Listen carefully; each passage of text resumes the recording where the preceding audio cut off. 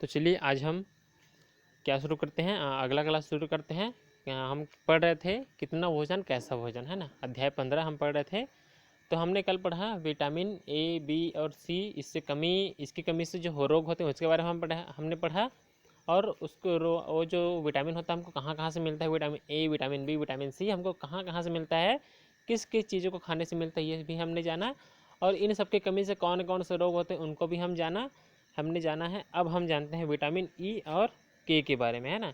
Vitamin A, B, सी के बाद और डी के बाद भी और क्या होता है आपका, विटामिन ई और विटामिन के भी होता है। तो चलिए देखते हैं विटामिन ई और के बारे में। हमारे शरीर को कई प्रकार के खनिज लवणों की आवश्यकता होती है। हमारा जो शरीर है उसको भोजन के साथ साथ, है ना, कई प्रकार के खनिज लवणों की आवश्यकता होती है, जिसमें क्या होता है, आयोडीन, लोहा, फास्फोरस और कैल्शियम सबसे महत्वपूर्ण होते हैं। ये सब होते हैं आयोडीन, लोहा, है ना, फास्फोरस और कैल्शियम, ये सब क्या है, खनिज लवण है जो हमको बहुत ज़्यादा आवश्यक होते हैं।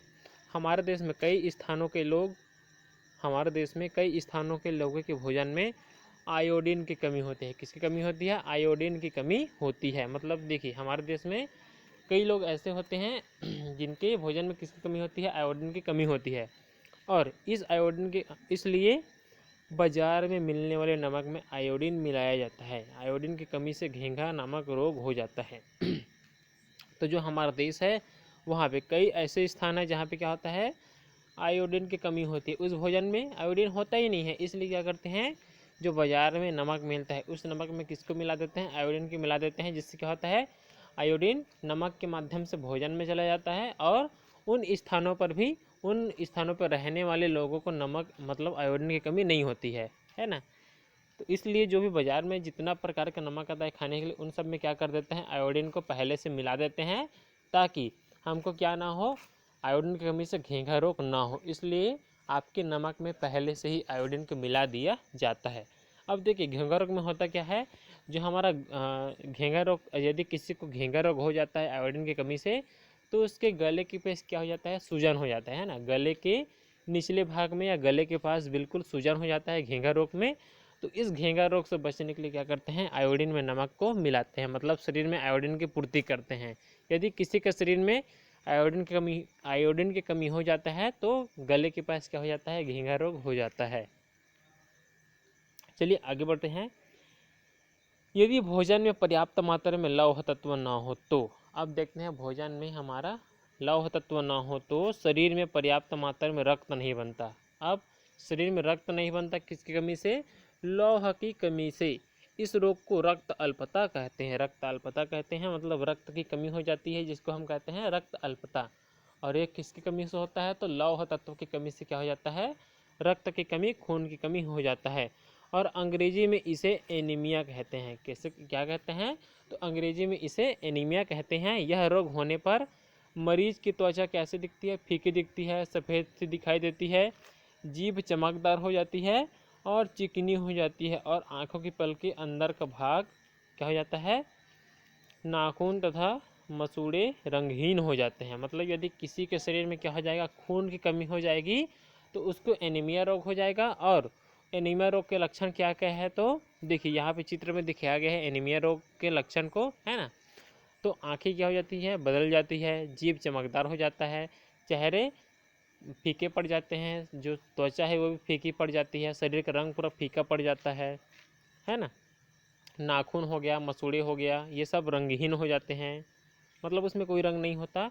और इसके साथ साथ आपका पूरा शरीर क्या हो जाता है, कमज़ोर हो जाता है, और थोड़ा काम करने पर ही उससे बहुत थकावट महसूस होती है। और जैसे यदि किसी के शरीर में खून की कमी होती है और वह क्या करता है, थोड़ा सा काम करते हैं, तो खून की कमी वाले लोग यदि काम करेंगे तो थोड़े समय बाद उनको क्या लगता है, बहुत ज़्यादा थकावट लगती है, मतलब ज़्यादा समय तक काम नहीं कर सकते हैं खून की कमी वाले।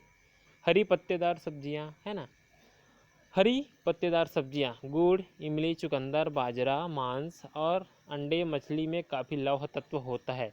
इन्हें खाने से रक्त अल्पता से बचा जा सकता है और कुछ हद तक इसका इलाज भी हो सकता है। अब यदि किसी को खून की कमी वाला रोग हो जाता है, एनीमिया रोग, तो उससे बचने के लिए हम क्या कर सकते हैं, हरी पत्तेदार सब्जियां, मतलब जितनी भी हरे सब्जी होती है पत्ते वाली, उनको हम खा सकते हैं, जैसे कि फूल गोभी है ना, पत्ता गोभी और भाजी हो गया, ये सब भी हम खा सकते हैं। उसके साथ साथ गुड़ हो गया, इमली, चुकंदर, बाजरा, मांस, अंडे, मछली, इन सबको खाने से भी हमको खून की कमी से मुक्ति मिल सकती है। खून की कमी से हम बच सकते हैं और एनीमिया रोग हमको नहीं होगा। तो ये सब है खून की कमी से होने वाले रोग से बचने का इलाज। ठीक है, अब चलिए चलते हैं जल की ओर। जल तो आप जानते हो जो जीवन के लिए आवश्यक है, और जल के बिना हमारे जीवन की कल्पना भी नहीं हो सकती। ठीक है, तो चलिए देखते हैं जल की कमी क्या है आखिर, है ना। माफ़ कीजिएगा, जल की कमी नहीं है, ये जल के बारे में बस दिया है। तो देखते हैं जल आखिर है क्या। ठीक है, आपने यह अनुभव किया होगा कि यदि लंबे समय तक पानी ना मिले तो ज़ोर से प्यास लगती है। अब हम देखेंगे कि हमको बहुत समय तक क्या नहीं मिल रहा है, 1 से 2 घंटे या 3 घंटे तक पानी नहीं मिलता है, तो हमारी प्यास बढ़ते जाती है ना। तब हम क्या कहते हैं, बेचैनी महसूस करते हैं, मतलब हम बेचैन हो जाते हैं पानी की आवश्यकता के लिए, पानी को पीने के लिए बेचैन हो जाते हैं, है ना।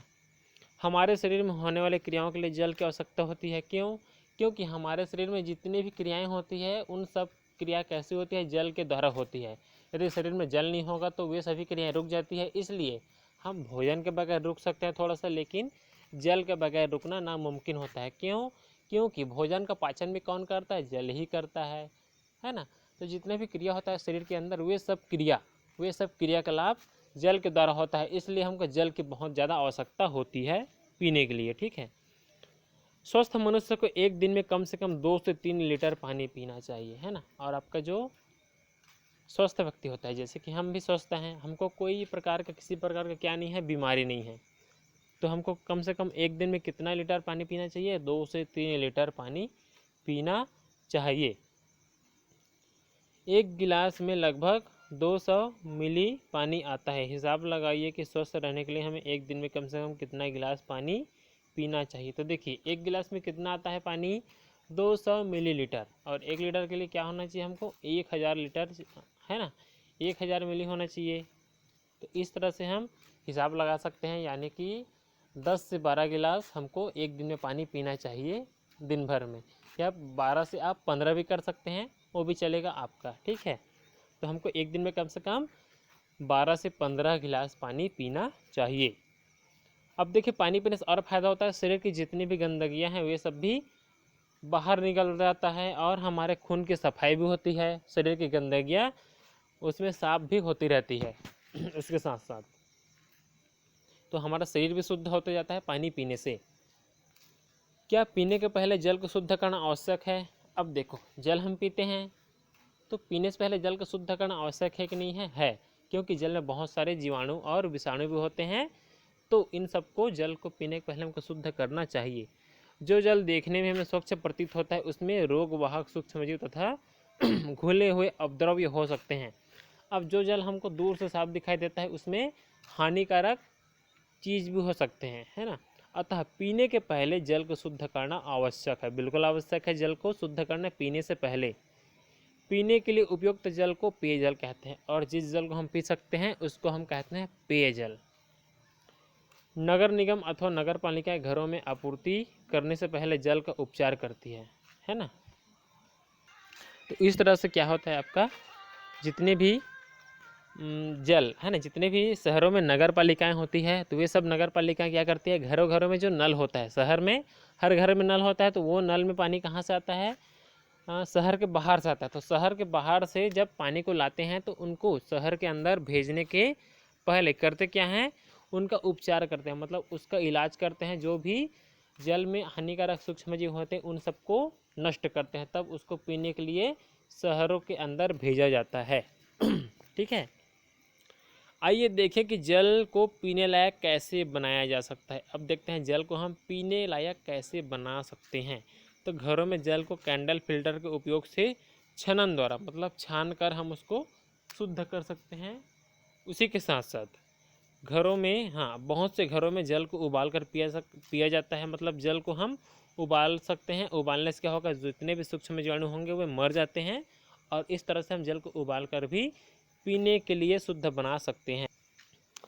अब अगला दिया है, जल को शुद्ध करने की सामान्य रासायनिक विधि क्लोरीनीकरण है। यह जल में क्लोरीन की गोलियां अथवा विरंजक चूर्ण मिलाकर किया जाता है। मतलब जल को हम और कैसे शुद्ध कर सकते हैं, तो जल में हम क्लोरीन मिला सकते हैं और साथ ही साथ गोलियां, मतलब उसके साथ साथ विरंजक चूर्ण भी मिला सकते हैं, जिससे जल पूरा साफ हो जाता है। किंतु क्लोरीन की गोलियां हमेशा निर्धारित मात्रा से अधिक नहीं डालनी चाहिए। लेकिन क्लोरीन की गोली क्या करना चाहिए, हमको बहुत ही कम डालना चाहिए, जितना आवश्यक हो उतना। और हम यदि ज़्यादा क्लोरीन की गोली डाल देंगे तो क्या हो सकता है, हमारे लिए नुकसान भी हो सकता है। तो जल को शुद्ध करने के लिए जो क्लोरीन की गोली आती है उसको हमको जितना आवश्यक हो उतना ही डालना चाहिए। हमेशा निर्धारित मात्रा से अधिक नहीं डालना चाहिए क्लोरीन की गोली को। जब हम फल, सब्जी और पत्ते आदि खाते हैं तब इनका एक भाग हमारी आंत में से बिना पचे निकल जाता है। इस भाग को रेशा या रुक्षांश कहते हैं। अब देखिए, जब हम क्या खाते हैं, फल खाते हैं, मतलब फल खाते हैं और उसके साथ साथ कच्ची सब्जियां, है ना, कोई कच्ची सब्जी खाते हैं बिना पका हुआ, या पत्ते आदि खाते हैं, किसी भी चीज़ का हम पत्ता खा देते हैं, तो इनका एक भाग क्या हो जाता है, हमारी आंत में बिना पचे निकल जाता है। मतलब फल भी हम जो खाते हैं तो उसका ऐसा कोई भाग होता है जो हमारी आंत में जाता है, उसका पाचन नहीं होता और बिना पचे ही क्या हो जाता है, हमारे शरीर से बाहर निकल जाता है। इस जो नहीं पचता है ना, फल, सब्जी और पत्ते, जिसका जो वाला भाग नहीं पचता है वह भाग क्या कहलाता है, हमारा रेशा या रुक्षांश कहते हैं। इन भाग को, मतलब बिना पचे हुए फल या सब्जी के टुकड़े को कहते हैं रुक्षांश। और रुक्षांश हमारे लिए बहुत महत्वपूर्ण है। अब देखिए, ये नहीं है कि हम फल खा रहे हैं, सब्जी खा रहे हैं और पत्ते खा रहे हैं तो उसका एक भाग या कोई छोटा सा टुकड़ा नहीं पचा तो हमारे लिए नुकसान नहीं है, क्योंकि हमारे लिए महत्वपूर्ण है। क्यों महत्वपूर्ण है, तो देखते हैं। क्योंकि यह हमारे पाचन तंत्र को साफ रखता है। अब देखिए, जो भाग नहीं पचता है वह क्या करता है, हमारे शरीर में रहकर, है ना, शरीर में रहकर बिना पचे रहकर शरीर को साफ करने का काम करता है, पाचन तंत्र को। तो इससे हमको क्या होता है, बहुत फ़ायदा होता है। तो जो नहीं पचता है वह भी हमारे लिए क्या है, बहुत फ़ायदेमंद है। लेकिन ये क्या होना चाहिए, बिना पचे वाला पदार्थ आपका फल होना चाहिए, या तो सब्जी होना चाहिए, कच्ची सब्जी, और पत्ते होना चाहिए जिसका भाग नहीं पचता है। ठीक है,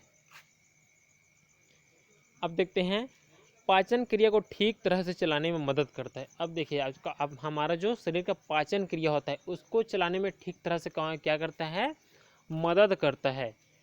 कच्ची ककड़ी, गाजर, मूली, चुकंदर आदि फलों में काफ़ी रुक्षांश होता है। मतलब हम क्या खाएंगे, गाजर खाएंगे, ककड़ी खाएंगे, मूली खाएंगे, चुकंदर खाएंगे, तो इन सब में क्या होता है, रुक्षांश होता है। मतलब इन सब चीज़ों को हम खाएंगे तो इनका भी अलग अलग कुछ कुछ भाग हमारे शरीर में बिना पचे ही निकल जाता है, जो हमारे लिए क्या है, बहुत महत्वपूर्ण है और आवश्यक भी है। तो ये रुक्षांश, ठीक है। तो ये हो गया आपका अपना, अब क्या हो गया, जो रुक्षांश। रुक्षांश मतलब किसी भी जो खाने, हम बहुत सी ऐसी चीज़ें खाते हैं जिसका कोई भाग नहीं पच पाता, तो जो भाग नहीं पच पाता उसी को कहते हैं हम रुक्षांश।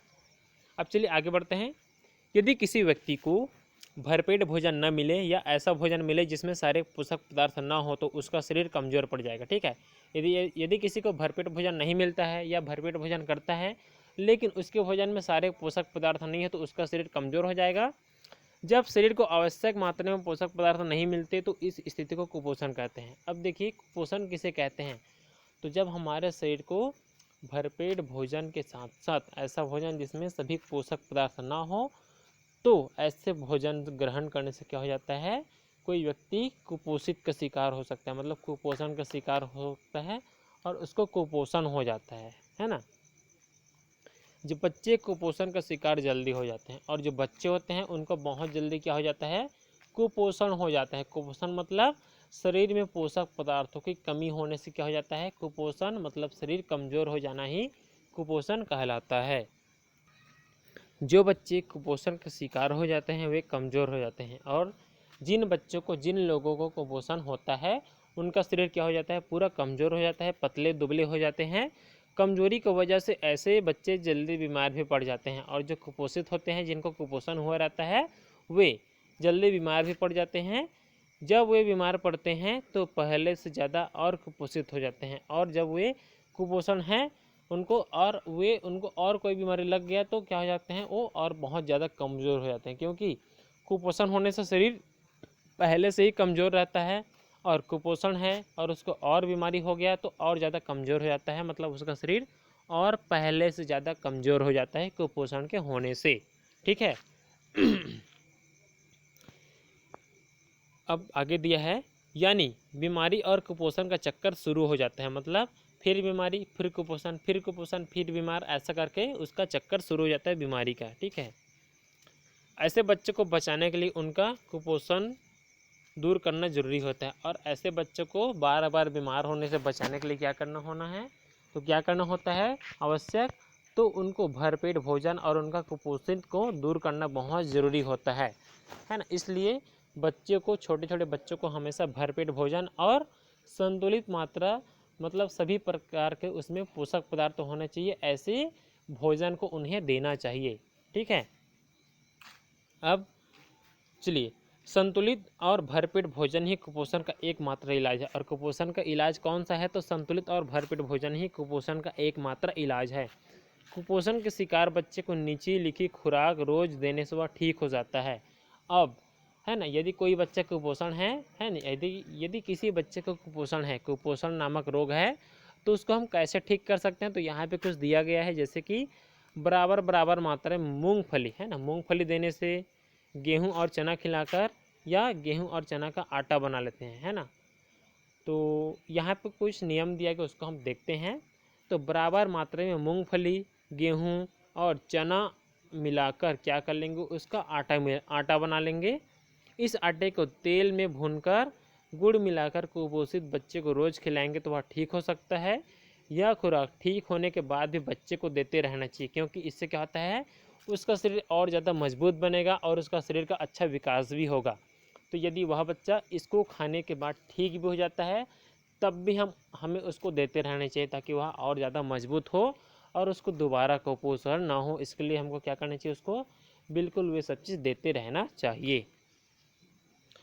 खाद्य पदार्थों की जांच। अब हम कल पढ़ेंगे खाद्य पदार्थों की जांच। हमने आज पढ़ा कुपोषण के बारे में पढ़ लिया। ठीक है। कुपोषण मतलब शरीर कमज़ोर हो जाना। खून की कमी में भी क्या हो जाता है, कुपोषण हो जाता है, मान के चलो उसमें भी, क्योंकि उसमें भी शरीर आपका कमज़ोर हो जाता है। अब उसी के साथ साथ आपका अगला है, और क्या पढ़े थे, रिकेट्स हम कल पढ़ लिए थे, है ना। तो चलिए आज का क्लास यहीं तक रखते हैं। अब हम कल पढ़ेंगे खाद्य पदार्थों की जांच, मतलब यानी कि हम जो पदार्थ खाते हैं, खाने की चीज़ें खाते हैं, भोजन, उन सब का हम जांच कैसे करेंगे, उन सब में वो सब चीज़ है कि नहीं है, उसका हम जांच कैसे करेंगे, इसको भी हम कल जानेंगे इस अध्याय में। ठीक है।